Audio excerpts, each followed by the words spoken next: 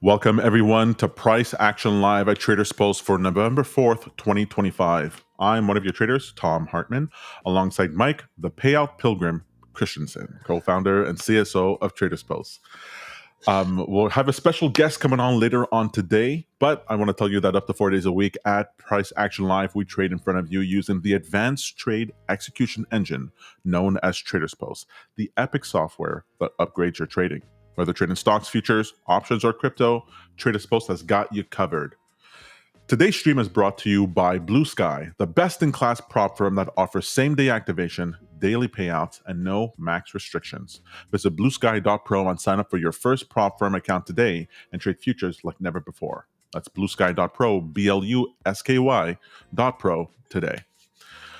Mike, the markets don't want to stay up. Markets always go up until they go down. They are speaking to us. I think they're telling us the story that this is the pullback we've all kind of been anticipating for a little while now. Markets have been frothy, a bit overextended if you ask any technical analyst out there, a bit overbought even on the 2-hour chart. Certainly, if I'm looking here, right at October 29th, last Wednesday, was the other side of this extension that I was keeping an eye on. This overbought territory over my ranges here usually tells me the story when we get over 150 on the MACD indicator, and we went kind of well beyond that here, peaking at almost 232. Now this indicator was written by Alex Spariglu, who's a CMT and a professional technical analyst in the space. He won the Dow Award for this indicator. I've been using it a long time. And right as we were reaching the top of this trend here, that indicator started to fall off on the other side right at the top. So super helpful indicator. 2-hour chart was telling me we were overbought. And since then, it seems like we're having what looks like a healthy pullback. This feels like a technical correction more than anything else. That's right. Good morning, Jarmo. Nice to have you here. So on the macro sphere, there's all kinds of liquidity funding issues happening within the debt sector, because we had I forget what it was in August. There was some large firm that went under, and they had like $500 million in that they overstated their books, and so there's a bunch of banks that had these on their books, like either directly or indirectly, they were attached to this loan, and a bunch of things are starting to fail. And so we're seeing huge spikes in the financial services borrowing from the Fed in order to gain liquidity. And it's we're seeing funding stress. We're seeing that in crypto. Crypto fell, what was it, 2.6% last night? That was crazy. That was the big one. I really thought Bitcoin was going to be able to defend that 109 zone, but it looks like it came back and tested 103 now. So that's right. And if that continues, 94,000 has been my downside estimate for as low as we go, while still maintaining a bull market. Right. And can we get there? Can we drop another? What is that? That's 11%, maybe. Crypto's been able to do it, and drawdowns are usually in the 70% range if we're really going to see the end of the season. Well, I believe our guest has arrived. Do we want to throw Randy on stage here? Absolutely. Good morning. Hey, good morning, hey, Randy. How are you, man? Good. How are you guys? Good. Well, we've been excited to have you join us here this morning. Price action is obviously a lot more exciting these last couple of days, especially if you're a short seller. Any thoughts on where you think price might go today? We were just giving our updates that we think we've got a range that could be between 846 and down as far as 25,383 there on support. So anywhere in between there is kind of what we're expecting. Oh, 383. I could see that on Q. No, I'm looking. I generally just trade ES. I was watching this sell-off start last night, and I thought we would have found some support around 68.50 on ES, and then I woke up this morning to this thing just wanting to spill right over. So yeah, supports are gone. We're going to have to find some new lows here. I have nothing on my chart actually, really, that I have marked out or levels that I'm even looking at, because this thing has pulled much slower than everything that I had set up yesterday. So. Yeah, looking at ES, it looks like there was a support band there at 6,800, and it found a little bit of buying pressure here, but it could easily break down again to 67.50, potentially down here to 66.80. Yeah. Yeah, and then I use order flow on Bookmap, and we have orders down at 67.90 and 85, and then obviously some down at 50. So, yep, okay, that makes sense. Well, it should be an interesting session. We're already sold off 1.4% on M&Q before the open. Now, typically, I would say I'm a gap trader, so I would expect that I've got a gap to buy here, and there would be some push upward at the start of the session before we continue the trend downward. But I'm going to let price action tell the story. Do you see that gap filling from last week then? Because on ES and YM, that gap filled last week from that big gap up last. So not last week, the following week. And now on NQ, we're sitting at the opening of that gap. Right. Let me pull up the 4-minute chart here on NQ. This is what these are the gaps that I've been paying attention to. The one that I've been watching for a while now was October 27th. That is about a quarter of the way filled right now from the pre-market open. And then we have one more gap that still needs to be filled from Friday, October 24th, which would put us all the way down at 25,270. Oof. That would be one heck of a move. Yep.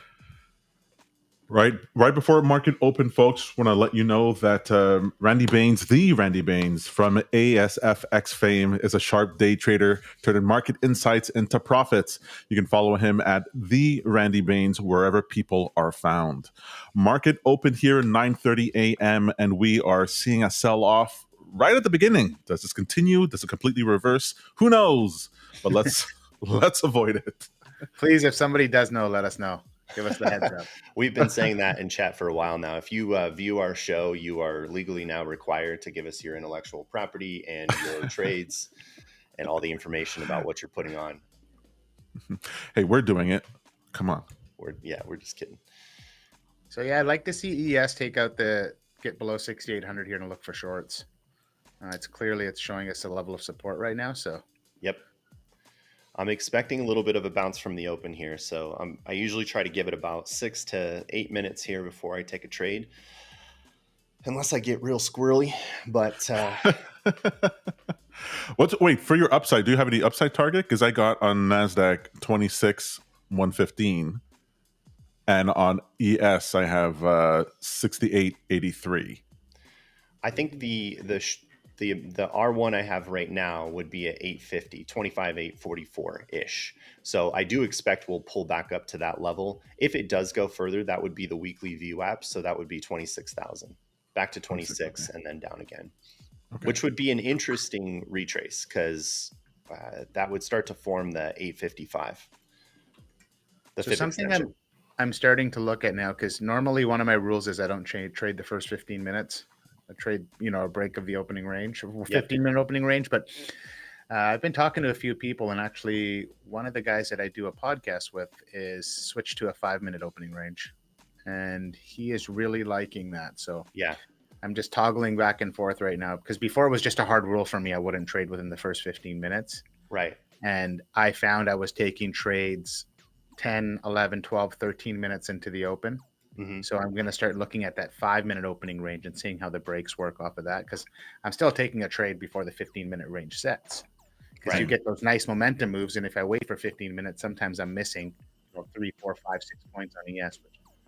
I agree with you. I think I have that as a soft rule for myself, where I try not to trade the first 15 or so, but it's actually the first 6 minutes for me because I'm on the 2-minute chart, and I wait for the first 3 candles. And I have found that if I wait just those 5-6 minutes there, I can already see where price action is going because of where we've posted against VWAP. And that's really what I'm looking for, is what's the story relative to VWAP. What I really want to see is a clean close above or below VWAP, where the low is above VWAP for a long and the high is below VWAP for a short. Super interesting. And now I'm actually just looking at, I just worked on this yesterday, but coding my first bot. So hey, there we go. Ooh, nice. You gonna set that up for Trader's Post? We had a guy on our podcast that went over how he just coded a bot and was just going over what he did, and it was just like, taking that human error, like completely taking his strategy and putting it into code, and now removing that human error. And then it kind of went back to, I had a call with Mike last week, and we were talking about how Mike realizes more times than not that he's still trying to short it above VWAP or long it below VWAP. So now he has a fail safe, right? And I like how you said soft rule, because the whole hard rule on the opening range for me was just because people, when they watch you stream, I don't want, it's very easy when you're learning to trade to just be like, market opens, I'm just going to throw a trade on. That's right. Yeah. And you get destroyed, right? And I was that person a year and a half ago where I spent the first few months just getting destroyed in the first 3 minutes, 5 minutes of market open. Yep. Agreed. So that's kind of why I made it a hard rule. But I do like that term soft rule. I should actually be using that now. You know, what's funny is I picked that up from Austin on his interview on my show a couple weeks ago. He had mentioned the concept around hard and soft rules. I hadn't really used that terminology before. It was more like I was just breaking my rules a lot. And now I've decided I have soft rules and hard rules. So I'm not so mean to myself for breaking my rules. Yeah, interesting. I like that a lot.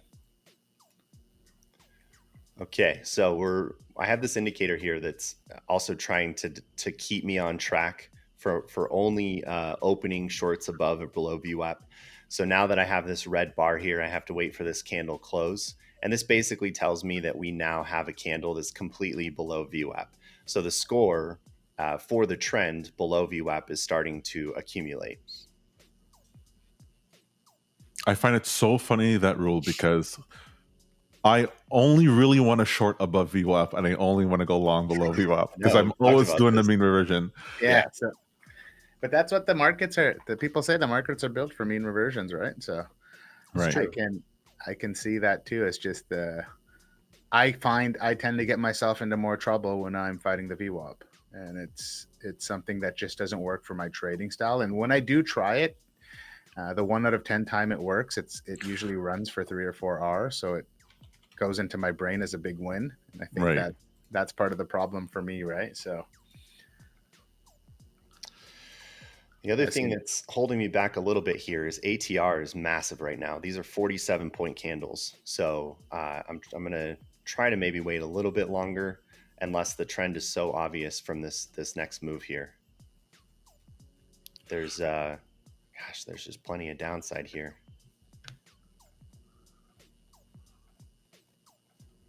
Yeah, the indicator we made for the midnight VWAP, based off of Nick Jocelyn's, the Mustang Traders idea here, is showing a bearish trend for the day. But like, I only want to short if we can get up to 25.8. That's where I really want to short. Yeah, I don't know if we'll get that far. This is the second candle below VWAP here, and it looks like sellers want to maintain this. But let's see, we've got a little bit of a pullback here. There are the buyers. I was trying to find all the bearish news overnight, and I couldn't really find much. Yeah, we were saying earlier on the stream here, we think this is more of a technical pullback. And for me, when I say stuff like that, and I don't find a lot of news behind stuff, or some fabricated tweet out there that drove markets down overnight. Yeah, nothing on True Social, nothing on. It just goes to show all these companies were at all-time high. There's just so much value, where if you're putting a lot of money to work in the markets, you're going to be buying down here, because that, unless we're expecting a bigger correction. But again, I just don't see it personally. Yeah. But I've only been doing this for 2 years, right? So, well, one thing I'm keeping an eye on is this week. This week we had some decent earnings come back from some of the mega giants in the stock market, and the Schiller PE ratio has now ticked up to 40.95. So we're now at a point in which valuations from a price to earnings perspective are reaching .com levels. The highest point that it got to in November of 1999 was 44.19, which is the average P to E ratio.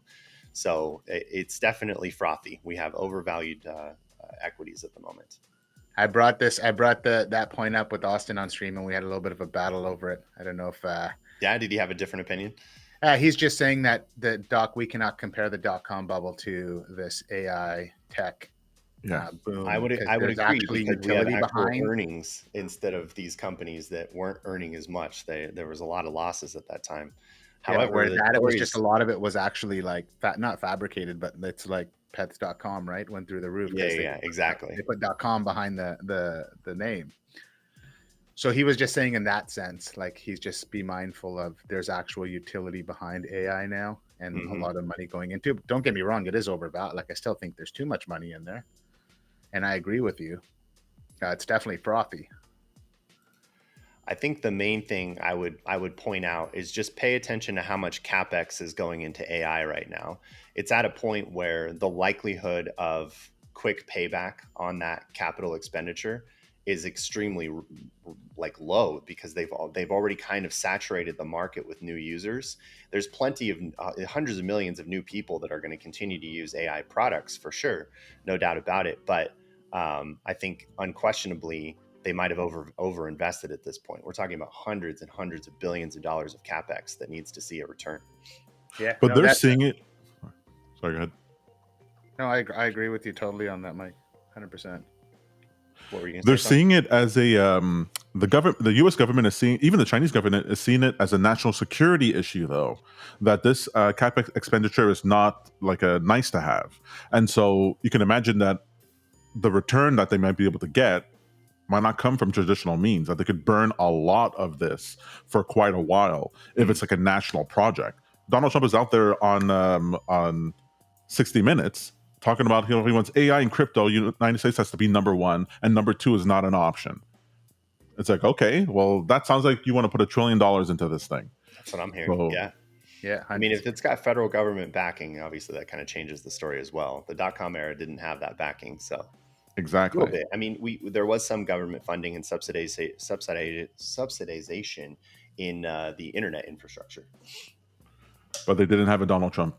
No.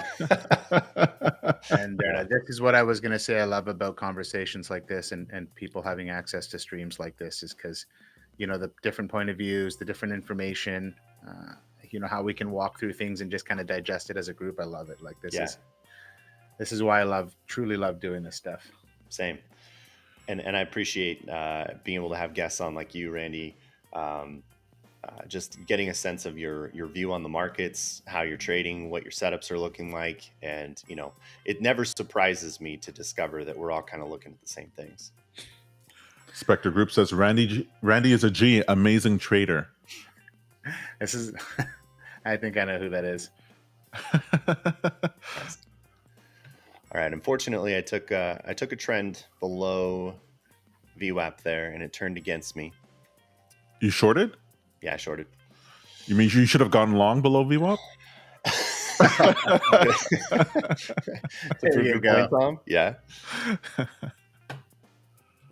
All right. So out for 60 points as a loss one of the day. Let me jot that down in my journal.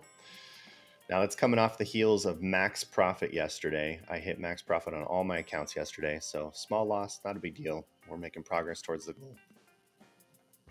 Do you have EVWAP and a session VWAP and midnight VWAP on the chart? I have EVWAP here at 25,798 on NQ. And it looks like we're starting to eat some of the gap from the open here. Now, whether this is a bounce all the way to 26, maybe. Let's see what happens to EVWAP here. Well, I'm definitely taking a short at 25.8.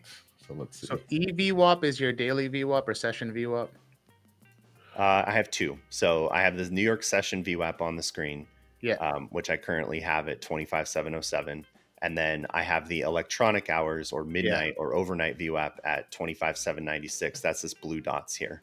Yeah, I call that the daily. The daily, okay. Daily VWAP, overnight VWAP, and then obviously New York VWAP. So yep. I love how there's always these little nuances. Yeah, I know, right? And we all kind of have slightly different names for it. Occasionally I'll do an anchored VWAP from pivot points on the 2-hour chart. And that ends up as a much larger red line on my charts. It can be helpful, but only if it doesn't conform with other existing VWAPs. So the anchored VWAP on the 2-hour chart just lines up with the weekly VWAP, so it's not all that helpful. Yeah, no, I have that. I have the New York, the overnight, the electronic hours VWAP.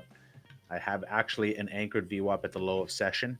from the overnight session just to see, and we kind of teased it when we broke below it, and we had that big push off the New York Open down, but now we're back above those VWAPs. And then I have previous days New York VWAP is another one that I always have on my chart. And that's at 68.62. And that's up there with, who was saying that they had 68.83 as a level on ES? Me, 68.83. Yeah, that's my top side. Excuse me. I have that as previous day's point of control. Okay, yeah, that makes sense. I just love it when and the other thing, like having confluences with different traders, and it's just different levels, but we're looking at the same thing. Yep. You know what I mean? Like, yeah, you just mentioned the previous day point of control. That's the blue dotted lines on my screen. I'm keeping track on that as well. So do you have an indicator for that, or are you drawing them? No, I have the session volume profile has point of control that you can extend on the screen. So I'm able to see previous session points of control. So I use that same indicator, but I actually draw them. I need to go through the settings and play with that. Yeah, if you pull up the settings here on POC, there is an extra setting on inputs, and there's a checkbox for extend POC right, and that'll show you the POC for all the previous days. Oh, cool. Right on. Thank you. You bet. All right, let's go the other way. My phone blew up last night with the people calling me, the sky is falling. What's going on with the markets? Why is it falling? Is it going to go back up? I don't. Do you get the same messages, Mike, from people who are like trying to figure out? They're like, you know what's going on in markets, so they're going to come to you and please tell me what's going on. It's my top indicator. When everybody says, "Okay, fine, I'm going to go ahead and put some money into the S&P 500," what's a good ETF to buy? That's when I know the top is in. But I also use it as a bottom. Before. I use it as a bottom too. When people go, I'm selling everything. I go, great. Now I'm going to go long. Now I'm going to go. I love that analogy because I heard that when I forgot who uses it. Somebody I listened to, but on one of the podcasts. But when cryptocurrency apps become the #1 app on the App Store, it's time to sell your Bitcoin. Yeah, I can see that. And you can actually track it, like to see what the #1 app on the App Store is at the moment. And if it's cryptocurrency apps, you can look to shave some of your position of your crypto. That's funny. So I got the opening range set here at 68.2150. And for me, when I'm normally trading with VWAP, so above us, I have that overnight VWAP and I have this opening range high. I want to see a break and a retest because usually when we get a first break of this level, it doesn't want to run. Mm-hmm. Again, we are all the way down here, had quite a move overnight. So this could want to rip higher right through the opening range high. So that's a caveat to that, to the way I look at that. And then again, this thing could want to reject right here off of this overnight VWAP. It's been under it. It's been under it the whole session. So who's to say that we're going to get the breakthrough and this thing's going to rip higher now? It could be tough. I'd be more confident on ES for a bounce high if we get to 67.70, which is clear that level. And then that's the weekly VWAP, an unmitigated VWAP level. And then we just rock it back up. Because this is you're right, Mike. I think this is a technical sell-off, and just due to a liquidity crisis that's happening right now in the repo markets, and the Fed is injecting liquidity in order to shore that up. So once that gets cleared up, off to the races. Agreed there. Well, what do you guys think here? Is electronic VWAP resistance, or are we going to see a bounce here to fill some of this gap? Well, I'm getting ready to short at 25.8 if it gets there. Okay. Well, I got a massive lot of orders just came on the order book at, what is this? Oh, they just came off. There was like 800 lots sitting at 68.13. And now they just pulled them. Got it. Yeah, I'm starting to think I need to slow down here. So that's 2 losses for me. I gotta slow down and see what's happening here, because we've now basically established that opening range and it's looking a little choppy now. So I want to see if we can actually get a little bit of a clearer signal. Was the second trade a long or a short? I went long on the other side of VWAP, assuming that we were going to continue, and then we just got that pullback candle, so I got stopped out. Okay, so you might want to note that. That's again long above VWAP, but short, like underneath midnight VWAP. It Yes. seems to be an issue there. I'm with you. You've raised the point on several sessions, and I'm having a hard time listening to your advice, Tom. So, Mike, when you're trading, when you're trading VWAP within the range, are you not wanting to have your stop below VWAP? It really depends. At the moment, this is a pretty volatile open. Normally, I would just use a fixed ATR based stop, and because of how volatile this is, I have that stop pretty wide, but the candles are just cutting me out, unfortunately. So if anything, I really need to just wait a little bit longer for ATR to come down. As I've jotted down my 3 losing trades so far, that's the one rule that I've broken is ATR is super high. So when we trade inside the opening range, we will be placing our stops below the VWAP or above the VWAP, depending on which direction we're going.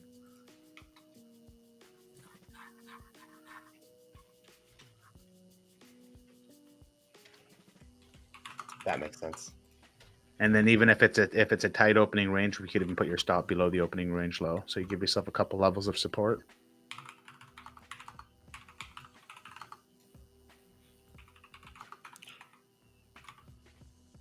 Yeah, I'm not dialed in here this morning, so I want to give this a second here. I'd like to see how we respond to VWAP and see ATR come down just a little bit, and then I'll start to take some fixed take profit and stop loss trades. Have you taken anything at this point yet, Randy, or are you still waiting? Nothing. I'm actually looking at a possible long here. I kind of want to see how we sit above this, the EVWAP or overnight VWAP. Right. That's exactly what I'm waiting for.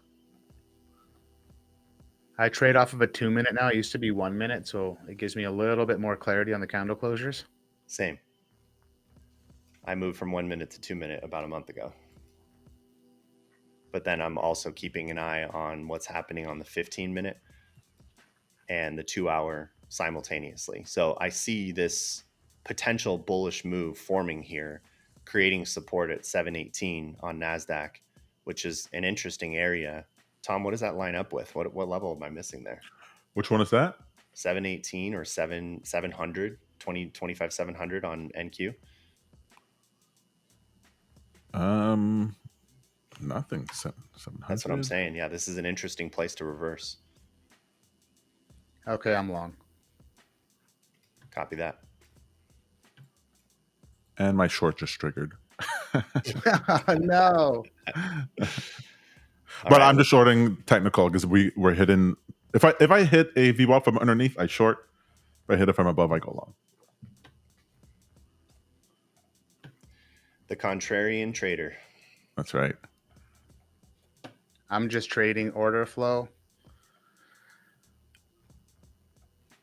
And I'm going to trade up into these orders here, up into 68.30.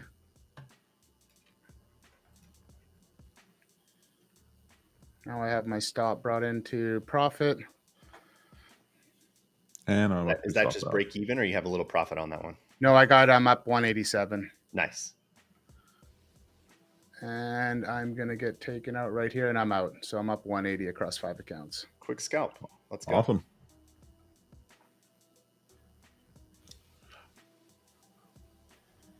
I'm going to go ahead here and take a quick loss across my accounts.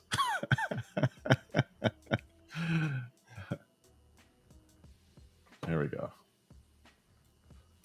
Okay, so Randy, when you are in a trade that is going against you, do you feel relief when the trade stops out, or do you feel worse once it stops out? Oh, that's a tough one. If I can, and I'm getting really good at doing this, that it's okay to be wrong and that I was wrong, I feel relief. If I'm in a place where I'm married to my bias and I've taken a loss and I just want to be right and I feel that need to like prove myself right, I'll obviously feel terrible. I see. So it's like the whole thing of just letting go of the losses, right, and getting to it. And there's multiple days even 2 years in, where I have days where I don't want to let go of the losses and it wrecks my day. And then I have days where it's just like, you know what? I tried.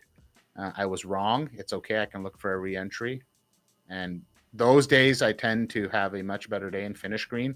And obviously the others days it leads to tilt and things get blown up and big red days for me, right? So Right. Understood there. And before, like when trades like this keep going in my direction, I used to get really upset too. But now I'm at a point where it's, I'm copy trading. This is 5 XFAs with Top Step. There's a 150-day minimum I try to hit for. I hit that. At the end of the day, I'm up, almost $1,000. I got to just look at it in context. And these accounts are all, I could take a payout on them. So now that I can take a payout on them, it's real cash every time I take a trade in that account in my mind. Right. Not trying to trade to some sort of profit target or consistency score, which I think help new traders, but can also be a struggle too when you put a lot of rules on in some of these prop firms. Yeah, I think the biggest rule is just I still see people swinging for the fences on some of these accounts and not realizing that they're trading a very tiny account. You're given a $2,000 drawdown. It's the equivalent of having a $2,000 futures account. There's not a lot you can do with $2,000 in futures. You need to take really small positions. I agree. And I think that's where people just,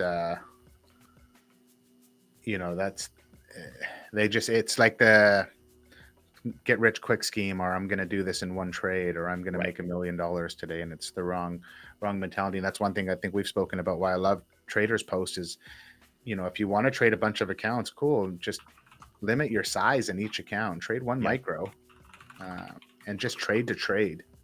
Trade off the trading view chart. Don't have all, trade with ticks and not dollar amounts. And and really just learn to trade to trade. Yep. I think that was the other thing I had to break my mind of is I see the P&L on my chart, which, if I'm in an NQ, it could be as much as $840 right now. And when it comes to prop firm trading, what I'm more interested in now is just translating that into points. Like I'm at Dave & Buster's, I'm putting points up on the board, right? And because the amount that I'm making in these accounts has nothing to do with the payout I'm going to receive. These aren't real dollars. It's just points that I've earned, like vouchers for a ticket. And that voucher translates into a payout, which is typically much smaller than the profit that I've generated. Yeah, no, I love that's a good analogy for sure.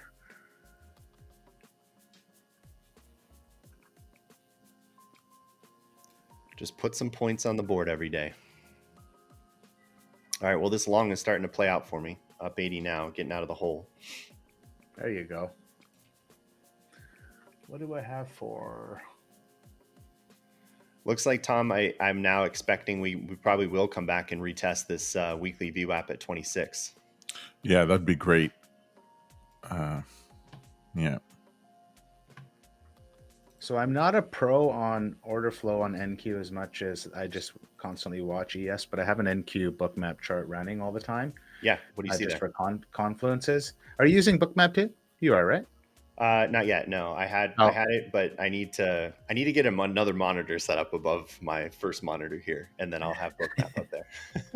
Yeah. So there's orders above at 25,867 and 25,880. Got it. So I'm seeing a little resistance here at 850 right now.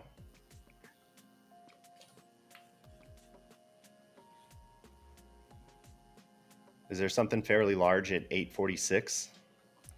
There's orders coming on below, and then ES just did. Algo just put on a massive lot of orders below too. So got it at 68.29. It's the same algo that was down at 68.23, but they're just pushing the orders up. Sure. So what that is telling me, if they keep trying to push these orders up, that means they're trying to pull price lower and they're failing. Mm-hmm. So they're just trying to keep spoofing. Yep. Bookmap is a very, very interesting software. It can be interpreted many different ways. That's I would say the problem with it. Agreed there. when I first started looking at order flow, I had built a model in cryptocurrency when those markets were incredibly inefficient back in 2016 and 2017. And I built an order book and balance ratio mechanism that covered all of the cryptos. And I was observing like 1,000 pairs in parallel, and then taking the trades where I had a machine learning score that was based on one direction or the other. And I could predict basically the next minute of price with about a 70% accuracy. And it was working really well until that market got way more efficient. That was my first introduction to observing order flow. Things are way different in equities when there's so many different participants, institutional players, that it's in many cases, the more I look at Bookmap, the more it feels like noise to me. You really have to look at the very clear signals there. So that's where, if I recommend Bookmap to anybody, and I did this personally, I had it up on my screen for 6 months before I really even used it. And even then, for the next few months, I still was using it wrong. Like I was reading it not properly, like not to the way I understood it. Yeah. And so I've seen people get Bookmap and see orders and just put trades on thinking these orders are going to get filled. Right. Exactly. Not understanding there's so much more market dynamics going on, right? Yep. You truly need to understand price action first before you even get Bookmap. You can understand price action, then you can start to be like, oh, there are orders here. Could this be support, resistance? What could this be? It doesn't mean price is going there. It might at some point during the day, but you'll get stopped out 15 times on the way to that level, right? So exactly. So what maybe a bigger lesson from you, Randy, on this one is, what do you ignore in Bookmap? Do you have certain things disabled? Have you dialed in settings that really work for you that help you kind of tune down the noise a little bit? So for me, I just look at, I have just the CVD open at the bottom, which is the cumulative volume delta. Volume delta, yep. And then I'm just looking at the current book, and I'm just seeing where orders are coming on. And what I've done now is I have a 2-minute chart of Bookmap, basically like a 2-minute time slices, and then I have the same ES chart but with 15 minutes. And I'm looking at relation because I look at the 2, the 5, and the 15, and I want to see now the slope of the CVD, the direction it's going in. On choppy days, you'll see the CVD will just be bouncing up and down. People be like, oh, the CVD's here, I'm going to take a trade, buyers are in, and it means nothing. Mm-hmm. So you want to see, it's obviously like RSI, you want to see a slope to it, direction we're going, market bias. And then I just really look at the orders and how they come on and come off. And that's something that you got to develop on your own. It's like reading price action, where you see orders come on, come off. Where are they coming on? Are they coming on in a row? Is it what they call like a cascading stop run, where they just come on in levels below you, stopping, like taking all the stops out? Yeah. And then there's icebergs and all these other things that I haven't even dived into yet. And I've had Bookmap for 1.5 years. Yeah, the iceberg orders are interesting too, because they started making that available on Binance in the crypto space back in 2017, 2018. And that's when it got really interesting, because you started to see the real size behind some of these orders that were iceberg orders. And that gets real fascinating. But you're not even really observing any of that. It's kind of... I'm not there yet. That to me is even more noise though, because it's right? like, so that's these guys will have icebergs open for weeks. I've traded with a few guys that use Bookmap and actually trade off it and have indicators that they pay for that come up on their Bookmap charts. And it literally looks like my 2-year-old scribbled all over a chart, but it makes complete sense to them. They can understand it, and they're really good traders. Yeah. Me personally, it's like Mike said, it's too much noise. It's a lot of noise. The Bookmap guys, though, they've done a really good job of creating content on how to use the tool. They brought in some real professional traders that have their viewpoint on the app, and provide some lessons on how to get the most out of it. Have you dove into any of their content? Yeah, so there's a trader, Scott Pulsini. He does regular webinars on Bookmap, and Austin's actually had him on the podcast twice. And then had the privilege of streaming with him. Austin brought him on stream, and the way he read Bookmap was like Rain Man. It was crazy. Like, wow. Nice. He was just like seeing things that, but at least he explained exactly what he was seeing. But he had 15 strategies he traded, depending on where the markets and what they were doing. 15 strategies he traded off of Bookmap, which I thought was super cool. And it could be any direction and all these things. So, and he just explains that after I believe it's 11 or 11:30 a.m. Eastern time, he stops trading, and he truly believes the algos are in control, and you're just going to get chopped around. Like, you have trending days, we do, and you see rallies later on at the end of the day. But he's like, on Bookmap, you can see the algos just turn. You can literally see, I think it's 11 or 11:30. He's like, you watch, and the order book lights up differently. Like, the algos are like turned on. That actually makes a ton of sense. I mean, we see that every morning as well. The first hour and a half of the session is where the signal is strongest. That's where the mixture and diversity of participants is obviously extremely wide. And then eventually a trend will start to form, and it just kind of ticks in one direction for the rest of the session. So that's good morning. Thanks for joining us. We're not getting a trend here. There's no... the volume just seems to not be confirming what's going on here. Yeah, this is starting to feel like that exact situation we just talked about, where price action dies off from the open, and it's now in the algo's hands. Well, the CVD hasn't really broke out 1,000 in either direction, and for me, that's quite low.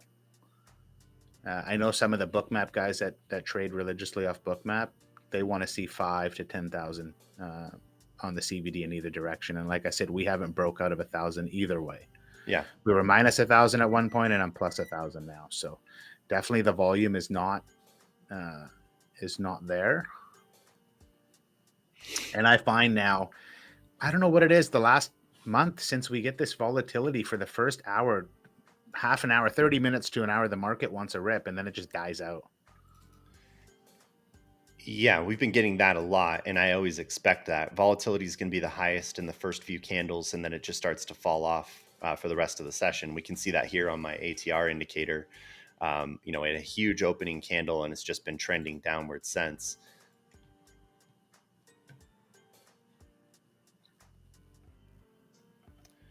Yeah, I can't really tell if we're going to maintain this trend or not, and I'm a little confused as to why. Oh, I see it.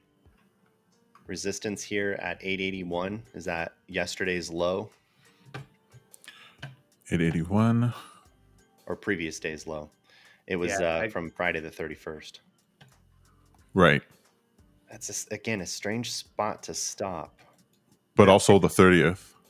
68.50 is yesterday's low.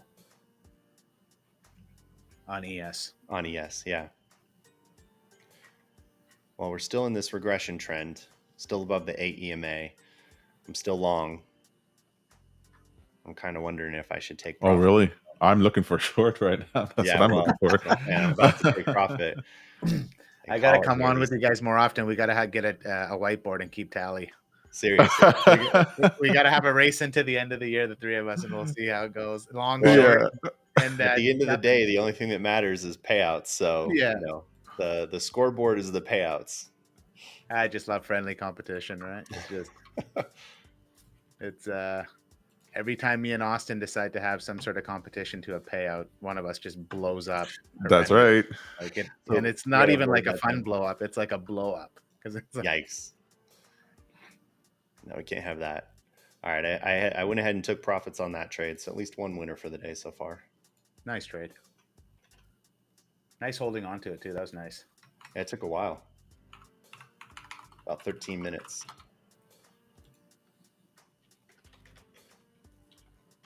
And all three are back above their 200 EMA. So when I say all three, I'm looking at YM, ES, and NQ.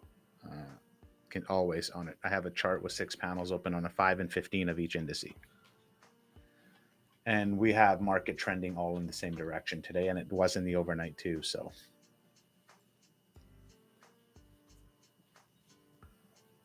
okay, that's kind of what I thought might happen. We've got a little bit of a pullback, and now it's starting to bounce off the regression trend. But we're now at yesterday's point of control on, or excuse me, let me rephrase that. This is the new point of control is right here on NQ. So the developing point of control, like what is basically from the overnight session? This would be based on the volume from this session. It just took over. We had a previous point of control at 763, and it's now at 867 because volume is higher on this candle now.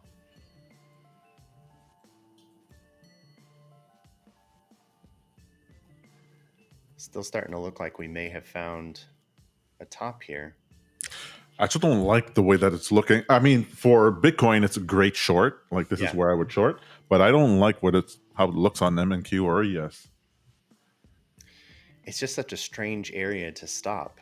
It feels like the trend should still continue to the weekly VWAP like we were anticipating, close some of this gap. This is an interesting consolidation zone here. So on ES on Bookmap, there's a large lot, 400 orders sitting at 68.32, which is the 200 EMA. Let's take a look. So it's the same point of control here on ES. I've got 836 as POC, and it's the same strange place to find a reversal. And that's the other thing that I've found with Bookmap that has helped me is my key levels on the chart. I look for a confluence on Bookmap if there's resting orders there. Yeah, that makes sense. So I've like really simplified how I use Bookmap. Mm-hmm. Like really kind of like taken out the noise, and I need to see things and understand it instead of, like I said, seeing orders here and expecting price to trade to that level. Do you feel like it's still giving you better insights than level 1 DOM that you can just grab from TradingView? So I've played with the DOM, but not enough. And I jumped into Bookmap early on into my trading journey. I see. So I'm Bookmap bias, I guess you'd say it. Yeah, that makes sense. It's certainly a more visually compelling instrument than the DOM is. I'm not a fan of the DOM graph in general.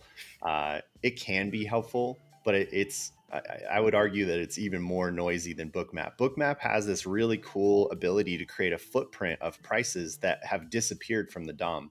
And so it gives you that extra dimension that you just don't get from the DOM. And you nailed it. You said it best. It looks so damn cool. Oh, it's amazing. Like you walk into my office and you think I'm like navigating a spaceship or something. Exactly. Where's this guy going? For those that are watching right now, I'm just going to do a Google image search for you. Bookmap is this instrument here, this tool, or maybe you can share your screen, Randy, if you want to show us what you have there on your screen. But it is an amazing tool for watching the historical footprint of where prices are set as resting orders on the depth of market. And it's level 2 data, but I would argue it's another dimension on top of that because it leaves a trail of where those orders have been in the past as well. This is how I use Bookmap, and I have it kind of beside my chart. Yeah, right on the side there. Beautiful. Whatever I'm trading, but on another monitor, I have it set up, right? So this will be like, and I can look at it now, how Mike was saying. You can see as we trade into the liquidity, it fills, it comes back down, but then you see these orders down here at 68.32 and 68.30. Yep. Now, the way I look at it is as we trade into these orders, depending on the strength of the sellers, this could show as an easy level of support now. We're above all the VWAPs. We're trending in call it a bullish direction. We're above the 200 EMA. The 200 EMA is this level. So for me, I want to see this level hold. I won't look too short into it. It's not enough of a move for me because this price could easily bounce here. Or a price could just slice right through it. But for me, I'm already looking at longs. I would look for price to come down, test this level, and then I would look to get long into these orders up here. Because clearly there's nothing down here. Now, if this CVD was negative and we were trading into these orders and there was nothing down here, price could easily just slide right through here and just come lower because there's nothing to stop it from just ripping lower, if that makes sense. It does. There's no there to catch it. If we're in a bullish environment and we bounce off this level, I could see the buyers just eating up these orders all the way to 68.50, which is previous day's low. So there's a confluence for me that the buyers are going to want to get back up to there. So now if we can take this with some strength, does that make sense? Yep. Yeah. I'm trying to get better at explaining things because streaming is very new to me. But here was my trade basically, right? I just got in on this push. This level clearly held, got in on this push. As this pushed and we filled into the orders, I just dragged my stop up and trailed after it. And got stopped out. I was in 10 contracts, right? $180 across 5 accounts. That there's, you know what I mean? There's nothing more to it for me, right? So keep it simple. Yeah, you're convincing me I got to get Bookmap set up again. Tom, I'm surprised that you don't use it. Well, Yeah, what's Yeah, you're surprised right. how like tech forward you guys are. That Yeah. you guys aren't using it. I used it for a long time, and I kind of abandoned it because I had reached that point where it was kind of information overload, and I was trying to simplify my approach.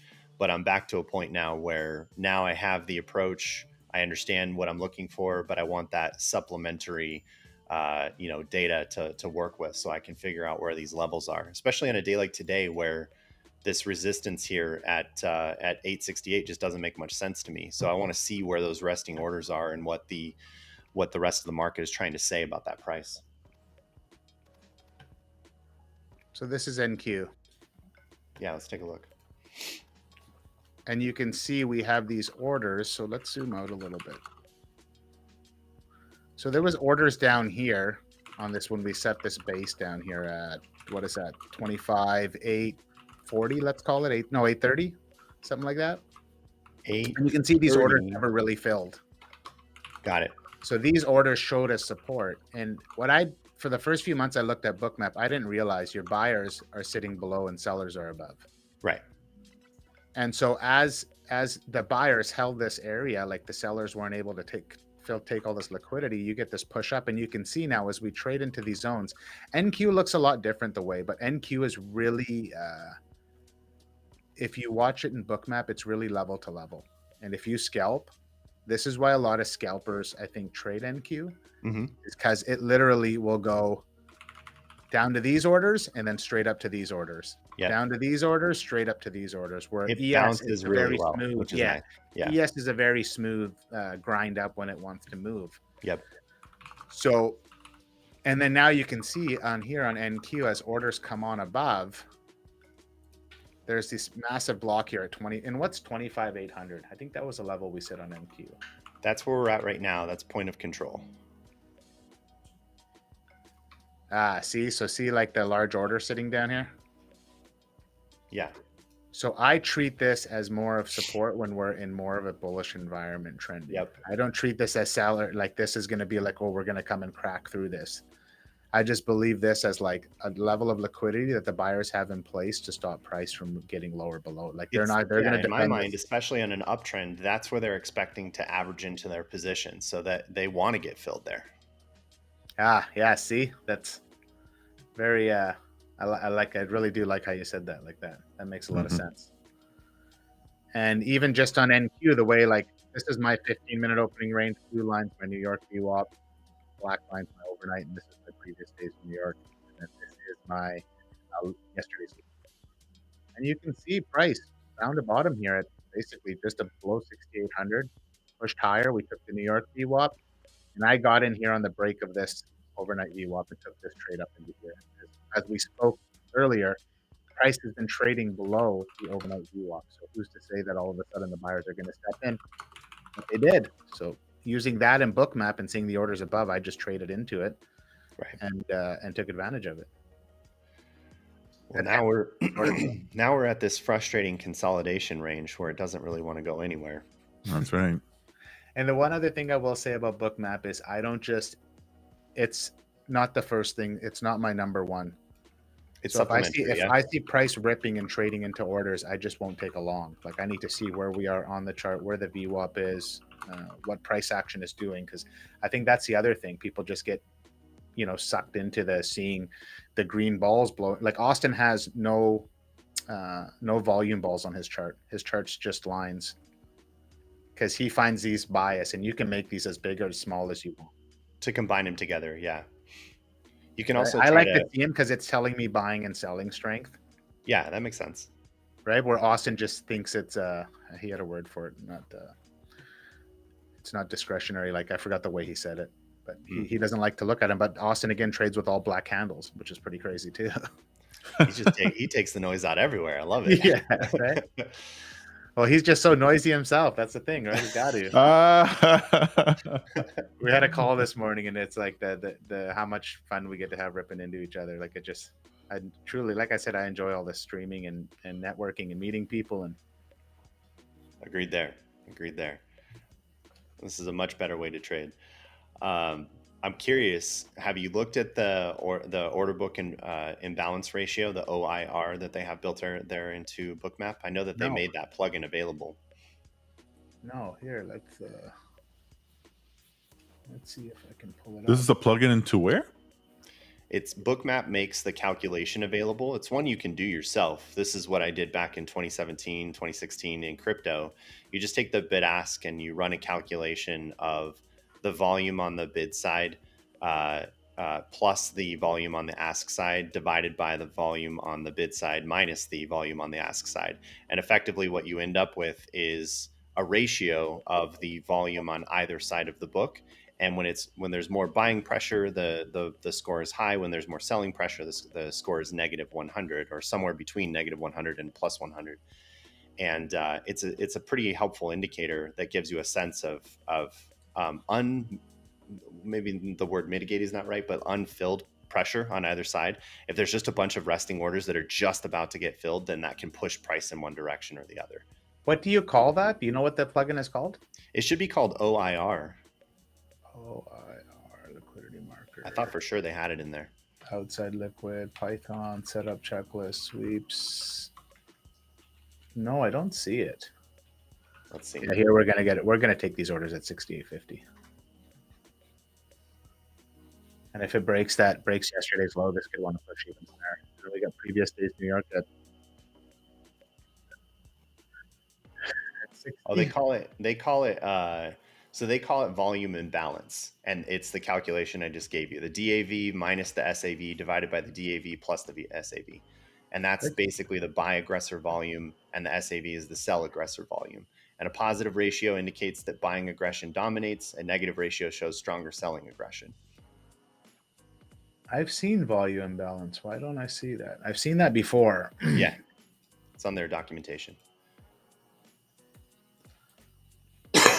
Excuse me.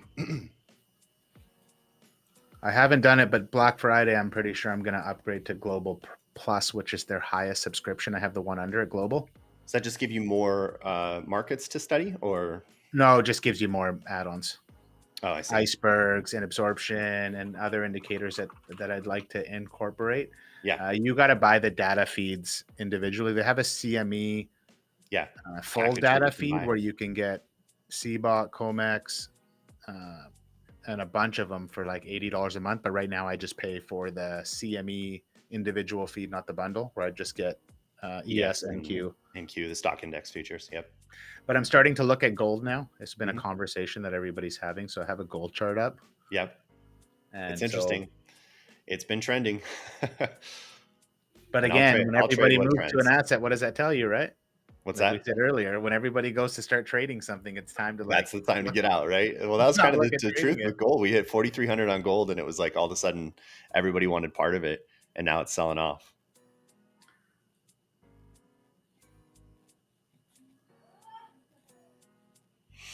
Well, it looks like it's kind of died off here. Do we want to call it from here, Tom?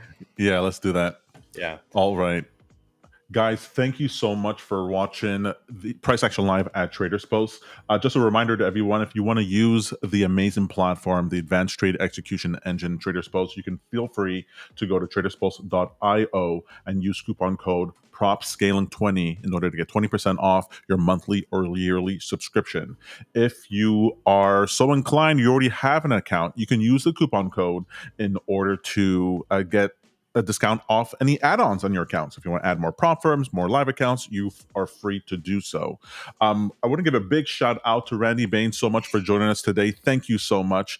We would love to have you back on the show. Absolutely standing invite for whenever you want to come. But you guys go give him a like and follow on his channels. He's at the Randy Bains everywhere people can be found.